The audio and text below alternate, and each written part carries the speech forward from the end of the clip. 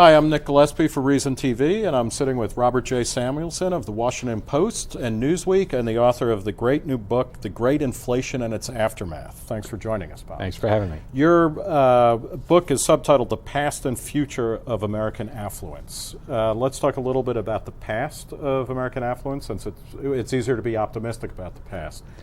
What was the Great Inflation?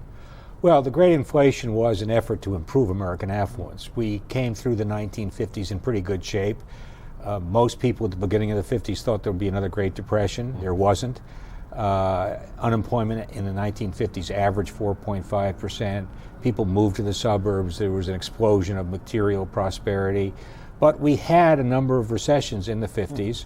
We had a recession in 53, 54, another one, a harsher one in 57, 58. And then at the very beginning of the next decade, recession in 60, 61. And by a recession, just for the uninitiated, that's 2 consecutive quarters of negative that's the growth, technical definition, but in fact, these recessions are determined by the National Bureau of Economic Research, and that's one of the standards they use. But it basically means that the economy produces less for a period of time. Unemployment usually goes up. People feel worried about the future. That's really what a recession is. And there was a group of academic economists who felt we could do better. We didn't have to have recessions. They understood how to tame the business cycle. Right, basic Keynesianism.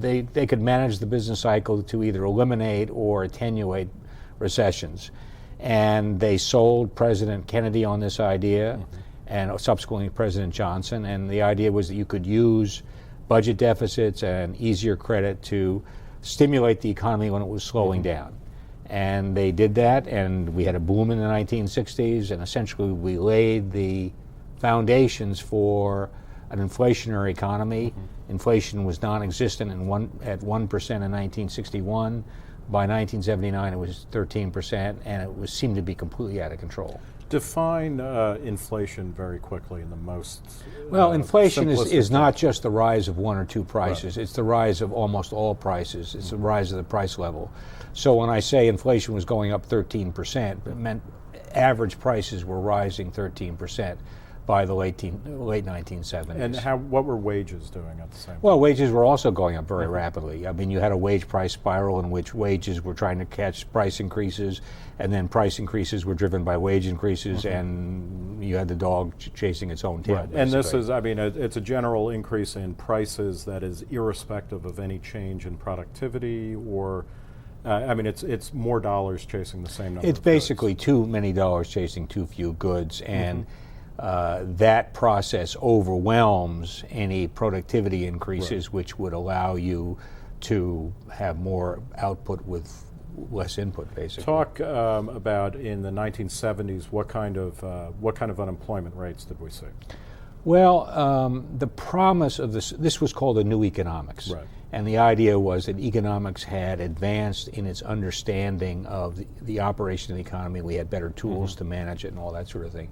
So the promise of the new economics was that you could lower the average unemployment rate, you would have fewer recessions, and they would be milder. What actually happened is we had more recessions and they became more severe. So we had... Well, it sounds like it worked perfectly then.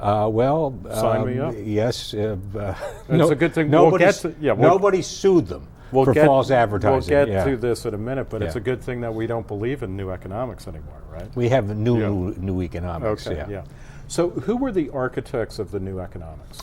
Because it was not Keynes himself. I mean, no, Keynes died in 1946, and so we don't really know whether Keynes would have been a Keynesian. Right. And there's some reason to think he might not have been, because he was very worried about inflation. On the other hand, he did feel that the government had to act at certain times to prevent what the Great Depression. And I mean, the basic reading of the Great Depression, which you agree with, if I'm not mistaken, is that among other things, the Federal Reserve, which is a relatively young institution at the time, tightened the money supply in the Depression, or when the stock market collapsed, and as a result actually made things worse. Yeah, I wouldn't say that they deliberately tightened the money supply. The way I would put it is they allowed 40% of American banks to fail. And in the process of that happening, the money supply declined dramatically. People lost their deposits. Businesses and consumers and farmers that depended on these banks for credit it's just gone. Lost the access to credit. And the remaining banks became extremely cautious. Right. So there was a general kind of credit contraction and a loss of the decline in the money supply that the Fed in theory could have prevented or at least mitigated. And they didn't do it. By pushing more money into by pushing more money out, by giving banks reserves. Right, providing money to banks that were in trouble and that were otherwise solvent. Right. Talk a little bit about why inflation is a bad thing. Well, I would say that even if you assume, which is not true, that inflation had no adverse economic consequences, it was a bad thing socially and politically. It basically, people, when you have high inflation, people can't predict the future. They don't know whether today's 10% inflation is going to become 15% or 20% or 25%, and so they become very fearful and very anxious. And it basically undermines middle-class values, the idea that if you work hard you will succeed, because people didn't know that even if they worked hard their salaries would keep up with prices. That it undermines the idea of thrift, because people didn't know that their savings would keep up, would be eroded. The only people who make out are wheelbarrow makers, right? Because they're going to be carrying all the dollars to get the loaf of bread. Right, in Weimar, Germany, that's what happened. We didn't get to that sort of situation. But the people... The problem is you don't know who's going to make out. Right. You don't know who is going to be able to protect himself, which groups will be able to protect themselves best against inflation. And therefore, your social standing becomes kind of a lottery.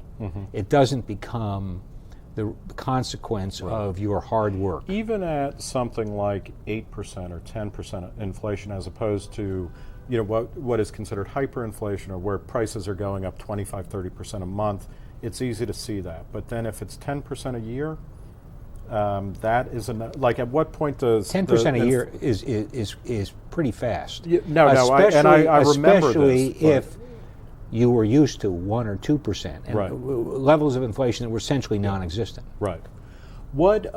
So who are the people behind the new economics? Give us names. Name names. Well, before I give you names, let me say it was pretty much a consensus among mainstream economists. These were the enlightened ideas of the time. Who were the names that popularized this? Well, I'd say the first name that comes to mind is Walter Heller.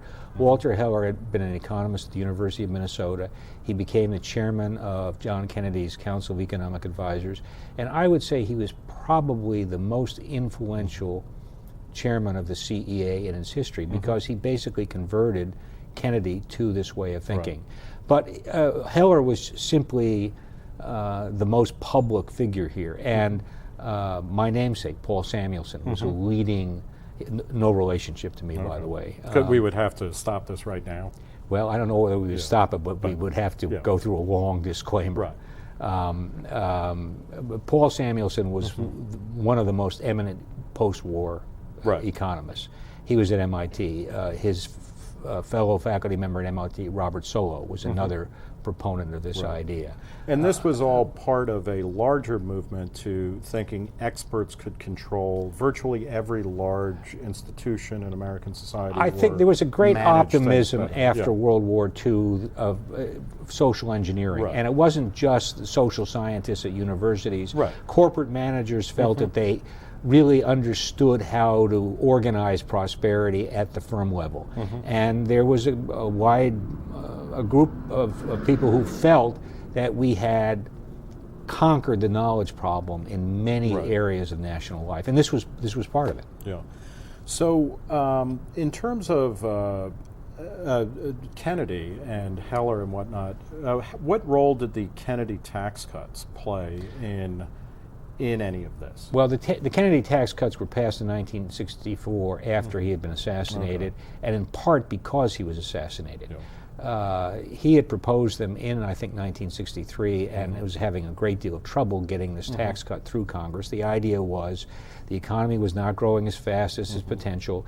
You could prod it, nudge it along by giving people a tax cut, by giving them more money to spend. Particularly people at the top end. I mean, who had more money. My recollection of the tax cut is that it was pretty well balanced. It wasn't skewed towards people at the top or the bottom. It reduced the top marginal rate from 90% to 70%. I think that's right. I'd have to go back and check. But it was, in effect, it was more of a Keynesian tax cut in the idea that it wasn't because it's your money and you own it, it was to put more money into the system. It was basically, the idea was that if people had more purchasing power, they would spend more, and if they spent more, the economy would grow faster, and because unemployment was higher than it had to be, this would bring down the unemployment rate, and the economy would move along its path of maximum growth. And the feeling was that we knew enough to in effect, engineer maximum economic growth. So then let's cut to, say, the mid-'70s, which is really when inflation really started to heat up, right? Because in the early 70s, inflation was creeping up, but it was it really heated up at the end of the 60s. By the end of the 60s, you're up to about 6%. Now, if you started off at 1%, right? Yeah, that's a substantial increase. And it was already becoming apparent that the promise of the new economics was it's been oversold. And Nixon hoped to go through a very mild and protracted slowdown that would gradually reduce inflation without anybody really feeling it. What actually happened was they got a recession in late 69 and 70. Inflation did not slow down as much as they expected. So they got worse results on both counts. They got more inflation than they wanted, and they got a recession, which was slower growth and higher unemployment than they wanted. And Nixon was very, very upset about this economic policy. So what was his response? His response was to slap on wage price controls. Right. But in fairness to Nixon, there was an enormous amount of pressure from both Republicans, but more importantly from Democrats, to do something like this. And Nixon had imposed wage price controls for a long time. He had been in the Office of Price Administration during World War II. He developed a visceral dislike for price controls, but by August of 71, there were a large number of pressures on Nixon to do something dramatic. Talk briefly in the book. You mentioned the types of contracts that collective bargaining units were getting in the 60s and 70s. Give us some numbers, which are stunning in today's economy. Basically, people felt that their wages ought to keep up with prices. So by the time prices were going up 6 or 7%, you were getting wage increases of 8 or 9%. And by the end of the 70s, you were getting wage increases 10, 12, 13, 14%. And I mean, for like 3, 4, 5-year contracts. Well, contracts that would basically give you an average wage increase of 13%. I think it's in 1979, the UAW, United Auto Workers, got a 3-year wage contract of an average of 13%. So throughout the 70s, as the new economics fades away, and as people understand they can't control this, you have increasing unemployment, you have increasing inflation, and you have increasing recessions. Right. So, what happened? I mean, your book is The Great Inflation and Its Aftermath. Who killed the Great Inflation, and how did they do that? Well, what you have during the 1970s is the Federal Reserve, which is the ultimate enabler of this process, because they create money, and if the Federal Reserve does not create too much money, then you don't have inflation. But they were doing this because, in effect, they were going along with the new economics. Even though they are supposedly functionally independent of the political arena, they're clearly part of it. And it's an intellectual consensus as well. There was an intellectual consensus for these policies, and the Fed is legally independent. But as a practical matter, it can't completely go against the political climate, the pre-existing political climate, without persuading people that what it's doing is the right thing to do. So what happens in the 1970s is you get these periodic recessions that are triggered by an anxious Federal Reserve that is worried about rising inflation. But as unemployment goes up, there's a lot of pressure on the Fed to relax its policies, which the Fed does. So the recessions are never long enough to persuade people that inflation has been wrung out of the system. In the early 1980s, this changes because of two men. And this story of the book is that if either of these guys had not been in power, the outcome would have been different. And the two men are Paul Volcker, who is the chairman of the Federal Reserve Board, and Ronald Reagan, who was the newly elected president. Volcker was appointed in 1979 by Jimmy Carter. Why did Carter pick him? He got it by accident to some extent, and because Carter really had no choice. Carter was trying to revitalize his cabinet and prepare for a re-election campaign in 1980. So here in 1979, he fires a bunch of cabinet secretaries, including the Secretary of the Treasury, Michael Blumenthal. He needs to get a replacement for Blumenthal. He can't find an outsider who will take the job. Carter's popularity at this point was at a low ebb. So he taps G. William Miller, who was then chairman of the Federal Reserve Board, who was an ex-CEO of Textron, which was a conglomerate with whom he has a close working relationship. So Miller becomes Treasury Secretary. Now this leaves a vacancy at the Fed, which Carter needs to fill very quickly. Again, he tries to get outsiders to do it. He can't find anybody. Volcker, at this point, is president of the New York Federal Reserve Bank, which is a major position in the Federal Reserve System. Volcker is known as being very independent, and although he's a Democrat, he has been tough-minded about inflation, has dissented from Miller's policies on a number of occasions. Carter has Volcker in to the White House in a meeting with Miller. Volcker basically says to Carter, I'm going to have much tougher policies than my predecessor, the guy who's sitting over here on the other chair or couch. And Volcker leaves that meeting believing that he has actually talked himself out of a job because he's explained to Carter that the policies may be unpleasant because he's going to try to reduce inflation in a more dramatic way. And he effectively, I mean, Volcker knows that if he does what he wants to do, which is tighten the money supply, that you're going to have longer recessions that bring down inflation and also bring up unemployment. Right. At least in the near And everybody knows this. It's not just Volcker who knows this. Right. And so Volcker comes into office. He begins doing these things. He raises interest rates. He changes the way the Fed regulates the money supply. And in fact, that's what happens. By early 1980, Carter is sufficiently agitated by the turn of events in the economy that he institutes his own economic policy and basically requires the Fed to do something it doesn't want to do, and which is institute credit controls. This turns out to be a disaster. The economy actually goes into a recession worse than Volcker's policies were leading to. And Volcker then has to relent on his policies to ease credit to sort of offset this. So the real Volcker austerity does not begin until after Reagan's election because Carter is kind of fiddling around with the economy. Right. After Reagan is elected, Volcker really begins to tighten the screws, raising interest rates, tightening credit. What's the peak that interest rates went to? Well, the prime bank rate goes to over 20%, 20.5%. And which is indirectly controlled, or it's heavily affected by the Federal Reserve. The Fed funds rate, I'd have to go back and look, but the Fed funds rate, I think, goes to a peak of 15 or 16%. This is the overnight rate that the Fed controls. Which is currently at 1%. Lower than 1%. Okay, yeah. So it just got lowered, I think, today. Again. Well, I don't know whether, but the effective, they had trouble lowering. Yeah. So Volcker then really begins to put the economy through the ringer. Right. Unemployment begins to go up. Reagan supports Volcker. And so you have what I call this compacted conviction. They never have a close working relationship, but they both share one value, one conviction, and that is that high inflation is disastrous for the American economy.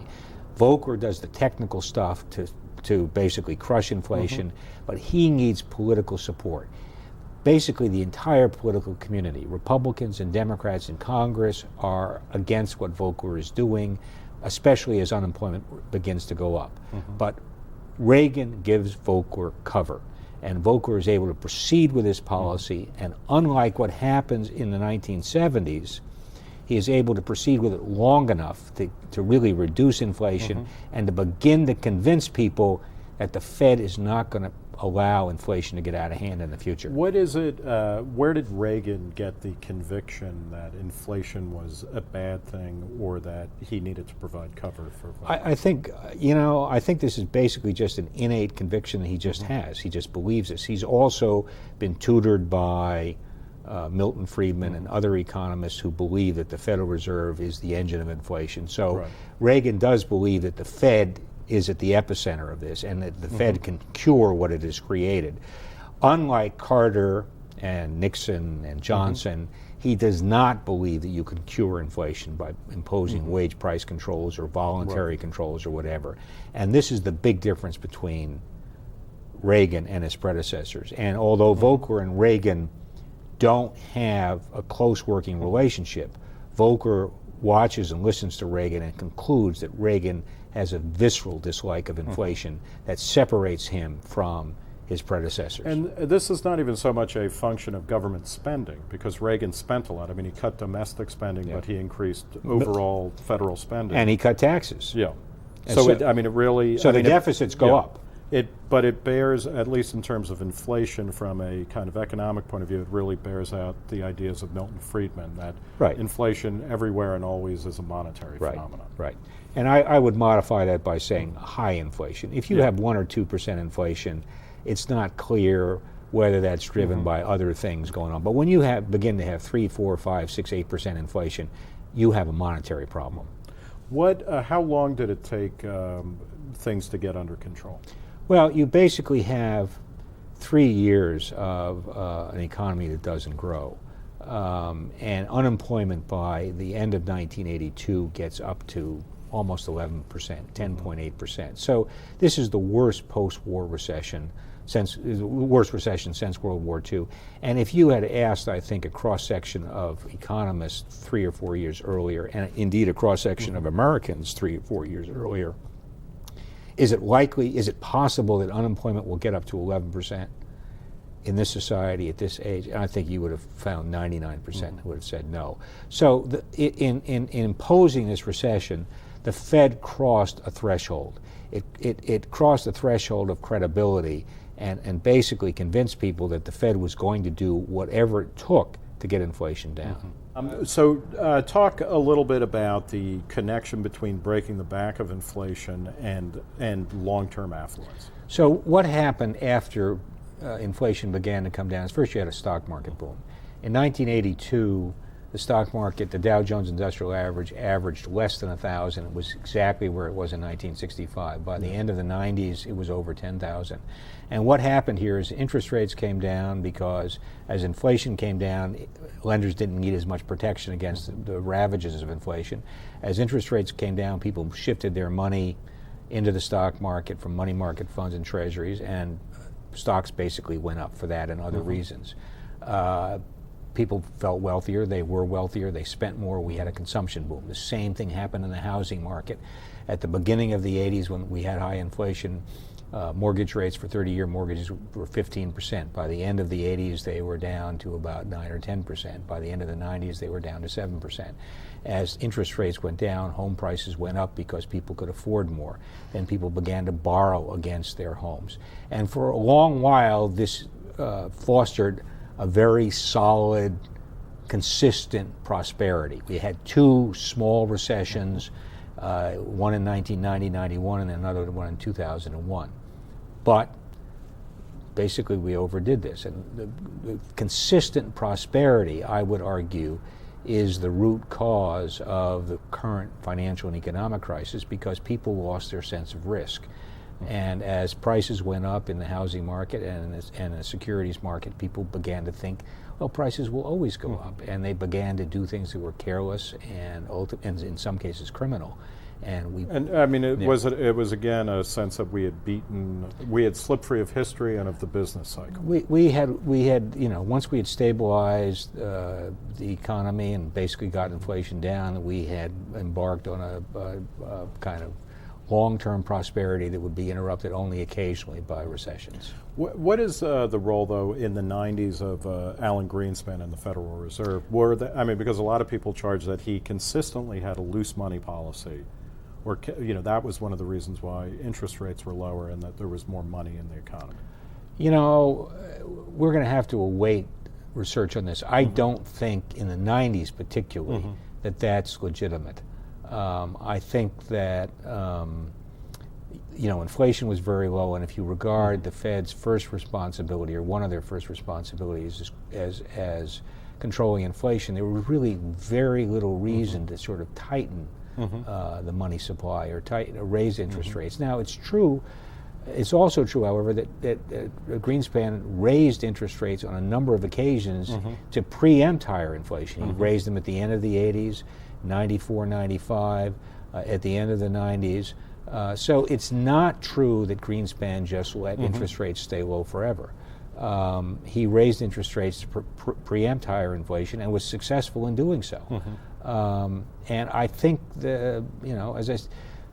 too much prosperity, unfortunately, and prosperity that's too uninterrupted, perversely creates the seeds of its own undoing. So is this kind of like the return of Joseph Schumpeter, the Austrian economist, argued this, that capitalism sows the seeds of its own demise, not because, as Marx argued, that the distinction between rich and poor becomes intolerable and the poor finally realize they're getting screwed and revolt, but rather because people get too wealthy and too soft, and they lose an understanding of how wealth is created. That's partially true. They lose a sense of perspective, and they begin to do. I mean, I think we've had two instances of this. The first instance was in the 60s when economists, after a very successful 1950s, decided they could do better. Then, in the current circumstances, basically markets decided they could do better. People who were in financial markets, again, lost their sense of risk and began to do things that were very risky, but which they thought were not terribly risky. And ultimately, the risks emerged, and we are now going through a very, very worrisome financial crisis. You end the book talking about, and the book is excerpted in the January issue of Reason, and in the little author's note there you mentioned you had almost ended the book just by saying, everything is footloose and fancy free until it's blue skies until the end of the day, but then you added a cautionary note in the book. Well, I ended the writing of this book was basically done at the end of 2007. I did do some revisions in early 2008, and by then it was becoming clear that the economy was weakening at a rapid pace. It was not clear to me, and I don't think it was clear to a lot of people, that it would collapse in the way it actually has collapsed, and that the financial crisis, which was worrisome then, would really become as harsh as it now is, and as extreme as it now is. So I do have cautionary notes in the books, and you can find, if you read it closely, warnings that what has actually happened might happen. I identify the financial system as really becoming, in the last 20 or 25 years, an epicenter of potential instability. I don't predict that it actually is going to collapse the way it actually has collapsed in the last 6 or 8 months. But I suggest that this is a possibility. How much of the problems with the financial sector, how much of that has to do with government intervention or government subsidizing of certain ideas, whether it's home ownership or government-sponsored enterprises such as Fannie Mae and Freddie Mac? How much of it is due to the hubris and the arrogance of players in the financial sector, or the idea that they would be bailed out, that they would become too big to fail? Among those three choices, I would highlight the second. I think there's an awful lot of hubris and overconfidence here. I do think that the government contributed, especially in the home ownership area, by blessing, in a social sense, anything that led to increased home ownership. So subprime mortgages, which have turned out to have been poorly underwritten, loans went to people who couldn't handle them. They were given teaser rates at the beginning to entice them in. Good underwriting standards were violated. I blame that heavily on the participants themselves, but they operated in a social and political climate in which what they were doing was considered good. They were helping people share and enjoy the American dream. And so the scrutiny that should have limited this kind of activity was weaker than it otherwise would have been. It was weaker because there were incentives in the market for people to undertake these bad loans.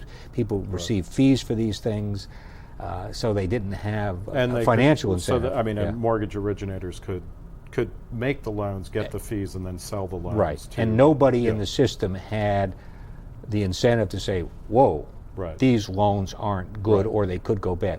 But they were operating in a political climate that blessed this kind of activity. How bad has the federal bailout been so far, or how is that? Is that extending the period of instability? Is it addressing it? Is it? Well, I would say that it's addressing it. I mean, it's open-ended. We don't really know where it's going to lead. Nobody really wants to do this. It may lead to. It certainly created a bad precedent. On the other hand. Why is it a bad precedent? Well, it's a bad precedent because there's no obvious rules as to who's to be bailed out, when they're to be bailed out, and why they're to be bailed out. Right.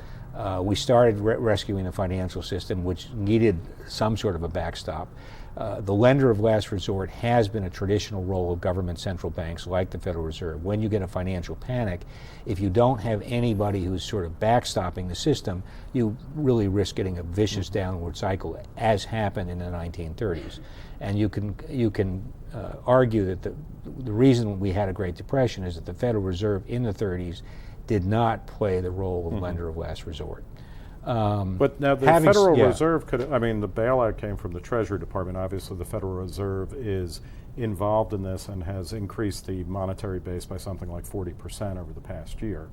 But the Federal Reserve really started at the Federal Reserve because the Federal Reserve began extending credit to institutions that had traditionally not received credit, and it also began extending credits to banks which had received it on terms that were outside historic norms. Should the bailout have unfolded the way that it did?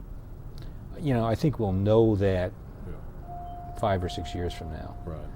When we're all wearing pickle barrels. Well, and, if we're all selling apples on the corner, we will know that it did not proceed correctly. I'm going to be selling oranges. Well, you take advantage of whatever you think the market is demanding. So maybe pomegranates, Now, in a column that you wrote recently for the Washington Post, you said that President-elect Barack Obama has a choice either to undertake a bold New Deal type of thing, or he could save the economy. What did you mean by that? Well, I meant in the sense that he's promised an agenda of, I would say, not radical reform, but major reform to the economy. He wants to combat global warming by creating a kind of a cap and trade system, which would basically affect huge parts of the economy by creating an artificial scarcity. It would basically say you cannot emit more than X pounds of carbon dioxide, and if you need to emit more, you have to go buy a right to do so from somebody who already possesses the right and is going to emit less. And this will create a market price for carbon, raise energy prices, and it will basically affect the entire economy. He also wants to redo the healthcare sector to provide something close to universal health insurance. I also believe he wants to finally make a light beer that tastes great and is less filling. Well, we're all looking forward to that. Okay. And he wants a national playoff system for the NCAA football Division I. So. Well, we can all agree that that is needed too. That's right. So I am arguing that the economy is in sufficiently bad shape right now that he ought to postpone these larger reforms until the economy stabilizes and begins growing, because although these other reforms can be linked rhetorically to the economy's present problems, if he goes after these large reforms, in my view, he will actually undermine confidence because these are going to be enormously controversial and contribute to the economic downturn, potentially. Now, he has talked about reading a lot by FDR, or about FDR in the first 100 days, which of course the signal achievement of Franklin Roosevelt's first 100 days was the National Recovery Act, or the National Industrial Recovery Act. So you're saying something like that is a bad idea?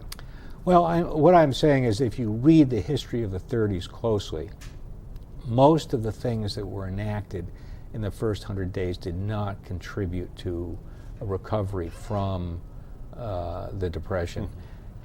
Roosevelt's easing of monetary policy and going off the gold standards undoubtedly helped, and I think that was probably the critical factor. But he could have done that without doing a lot of what else he did. But I would say in Roosevelt's defense that at the time, people thought these things were going to help with the recovery. I don't think that it's as easy to argue today that many of Obama's proposed reforms are intimately connected to the economy's current distress. So when he says, I'm going to create 7 million green jobs, and that'll help the economy, or, I mean, this is just kind of the numbers. hand-waving. The numbers change. Yeah. I would say deficit spending for the moment might create new jobs, but they don't have to be green jobs. And if you're going to create green jobs by raising prices, energy prices, and mandating certain kinds of technologies that are more pleasing to him but are more costly, or you're going to create jobs by spending more or raising taxes, you're basically diverting spending from something else. So the green jobs will come at the expense of some other kind of job. Did you vote for Obama? I don't vote. You don't vote? Do you not vote? I don't vote for journalistic reasons. I don't vote because I think that when you vote, you make a psychological commitment to a candidate. This is not a rule that I would and you suggest like the Tuesday off? I'm sorry, I didn't get Tuesday off. I worked on Tuesday. My wife thinks this is just one of the many dumb things that I do. But she's... Talk a little bit about your intellect. You've been with the Washington Post for how long now? Well, it depends how you measure. When I got out of college in the late 60s, I worked for the Post as a reporter for 4 years. I left the Post, I started with the Post in 69, left in 73 after having a fight with my boss, freelanced for a while, then went to work for a magazine called the National Journal, where I began writing a column. A guy at the Post saw my column, said we'd like to have that, so the Post began using this column on a weekly basis in, I think, 1977. I've never gone back physically to the Washington Post. I'm not an employee of the Washington Post. In 1984, Newsweek, which is owned by the Washington Post Company, invited me to do a column for them, and I insisted that if I was going to do a column for Newsweek, that the column also run in the Post. So I've been doing a column for Newsweek and the Post ever since, but I don't physically work at the Post building. How do you describe yourself politically or ideologically? I describe myself as sensible. I mean, I think I'm fairly middle of the road. I've been described as conservative by some. I've been described as liberal by others. And as I say, I think of myself as sensible.